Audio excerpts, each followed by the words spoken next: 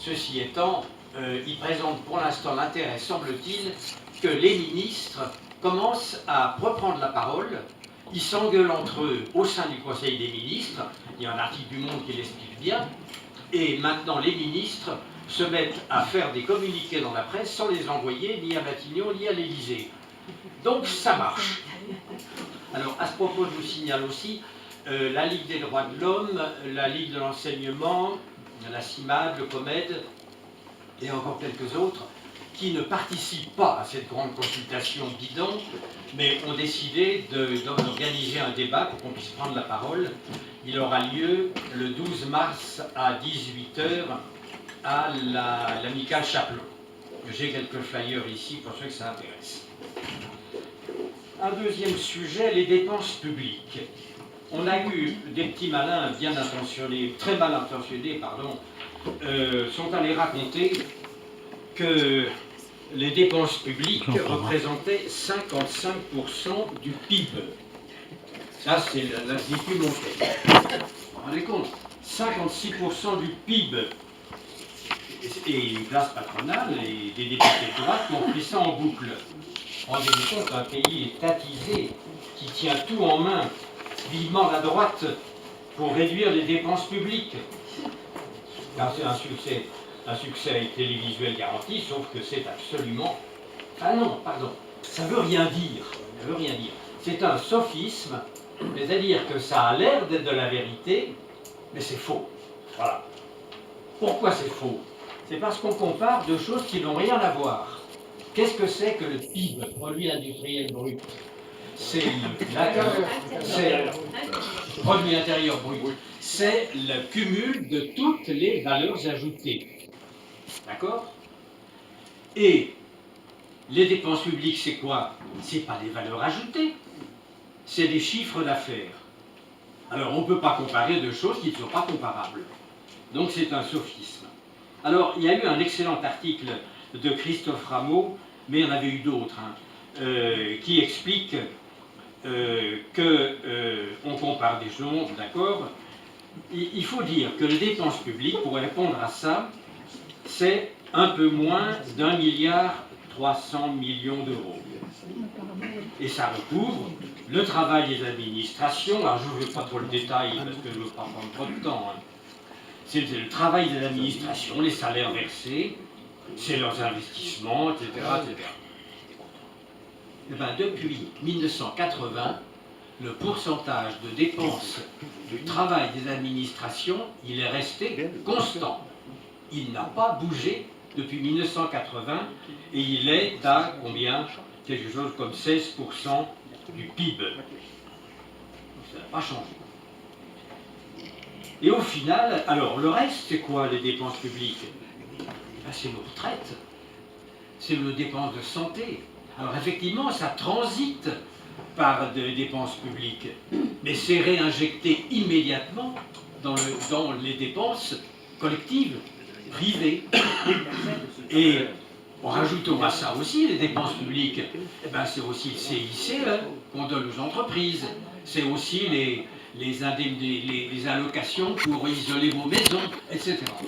Donc, affirmer qu'il y a 56% qui est bloqué par l'État, comme c'est dit à travers le l'Institut Montaigne, c'est une totale ânerie. Si on fait la même comparaison, on dirait que les dépenses privées représentent 200% du PIB. Voilà. Donc, tenons, si quelqu'un vous dit un truc comme ça, sachez qu'on a les réponses pour dire que c'est une ânerie. Autre sophisme, aujourd'hui, c'est la guerre que l'État mène contre les chômeurs. Alors, il y a deux guerres que j'ai repérées. D'une part, la guerre qui veut faire endosser aux organisations syndicales et aux organisations patronales la réduction qu'on leur impose d'emblée. D'ici 3 ans, réduisez de 3,9 milliards les dépenses versées aux chômeurs. Comme s'ils pouvaient, les organisations syndicales et même patronales, faire quelque chose sur l'emploi. L'emploi, il est lié à une politique économique qui est menée par l'État et c'est pas eux. Et puis il y a simultanément la campagne menée contre les chômeurs, et alors là Muriel Pénicaud vient d'affirmer qu'un chômeur sur 5 touche plus que son précédent salaire. Ça aussi, c'est un sophisme, une apparence de la réalité, un raisonnement faux. Et pourquoi il est faux? Parce que ça oublie que les allocations versées aux chômeurs, qui sont une assurance, elles tiennent compte de leur salaire journalier d'avant, et elles tiennent compte d'une durée pendant laquelle c'est versé.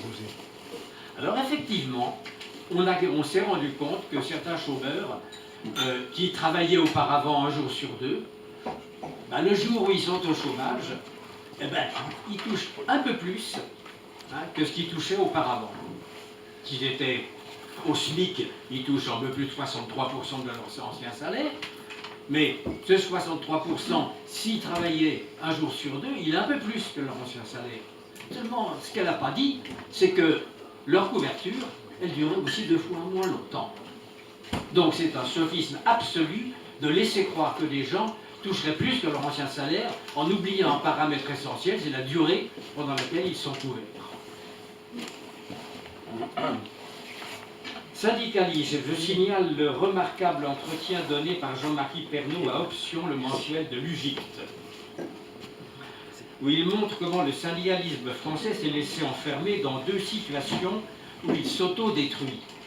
Une première situation, c'est cette concertation, négociation bidon au niveau national, où on fait endosser aux organisations syndicales toutes les saloperies décidées par le gouvernement. Et notamment celle de la réduction des allocations acédiques, par exemple. Et puis, une deuxième situation, je dirais, où on a enferré les syndicats, c'est qu'on les a bloqués sur les entreprises. Et naturellement, les entreprises où ils sont présents, où ils ont des électeurs. Et en plus de ça, on a rendu la nomination du délégué syndical liée à l'élection, c'est-à-dire aux boîtes où ils sont. Mais on sait qu'aujourd'hui, les boîtes sont complètement éclatées et que la valeur ajoutée d'une entreprise, elle se crée là où il y a le donneur d'ordre, et où en général il y a des organisations syndicales, mais aussi dans tous les sous-traitants, dans tous les gens qu'on fait travailler, auto-entrepreneurs, etc. Et d'avoir bloqué l'intervention syndicale au sein des entreprises, eh ben, ça veut dire qu'ils n'interviennent plus sur la chaîne de valeur, là où ils devraient intervenir. Donc là, c'est vraiment des points essentiels qu'a souligné Jean-Marie Pernaut et qui doit nous faire réfléchir, d'une part, pour ceux d'entre nous qui ont encore des responsabilités syndicales, et puis pour ceux d'entre nous qui, demain, seront aux affaires politiques, car si on est arrivé là, c'est à cause des décisions des politiques. Venezuela. Alors là, il y a eu un nombre d'articles considérable. Bon nombre de ces articles émanent de chroniqueurs qui ne savent rien de ce qui s'est passé en réalité et qui, à partir d'informations tronquées ou montées de toutes pièces, accommodent les mêmes éléments de langage à leur sauce idéologique. Alors j'ai relevé trois articles solidement documentés dans le monde diplomatique et dans l'UMA. Qu'est-ce qu'on sait aujourd'hui de solide? On sait que la situation au Venezuela est ambiguë. En 2017, la moitié de la population était dans un ni Maduro, ni opposition. Ils étaient un peu paumés. Et ça explique d'ailleurs pourquoi, aux élections de mai 2018, la participation n'a été que de 46%. Alors elle était de 46%, mais Maduro, alors qu'il y avait des opposants, un certain Falcon notamment de droite, Maduro a fait 68%.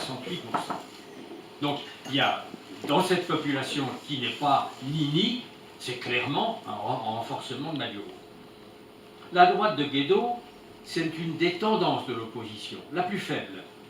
Elle a 14 députés actuellement sur 167. Mais c'est la seule qui est vraiment mobilisée. Les autres, ils sont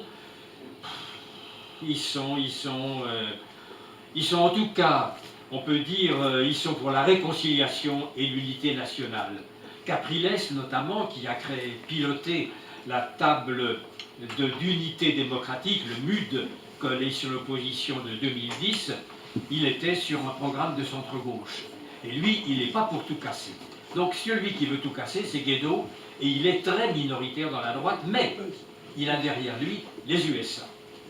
Et alors, l'essentiel aussi de se dire, quand on voit la réalité politique du Nicaragua, c'est que tous, chavistes et anti-chavistes, sont radicalement, ils pratiquent la même exécration des États-Unis.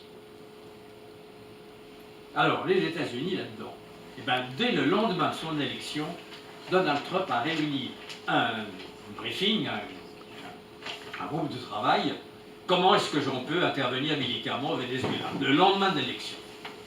Il est à l'égard du Venezuela, comme était George Bush à l'égard de l'Irak, il faut que je fasse quelque chose, il faut que je fasse quelque chose. Alors bon, pour l'instant, en gros, il est retenu en gros par son entourage, mais globalement, on peut dire qu'il y a une masse de gens qui l'entourent, qui sont constamment à la manœuvre, et ils ont reçu Guaido fréquemment à la Maison-Blanche.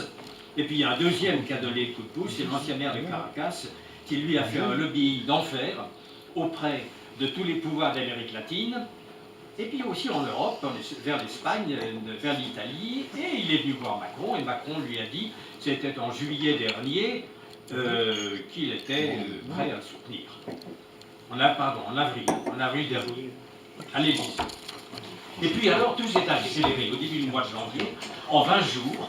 Hein, il y a eu, ce qui a déclenché, c'est que Guaido est devenu par rotation, donc il n'y a pas d'élection particulière, il est devenu par rotation président de l'Assemblée nationale. Donc c'était la fenêtre de tir des États-Unis. Et là, depuis ce jour-là, alors c'est de jour en jour une déclaration immédiate des États-Unis pour le soutenir, etc. Et puis, bon alors, je vous passe sur les dates, hein, vous avez tous vu ça. Parlons économie. Le Venezuela est potentiellement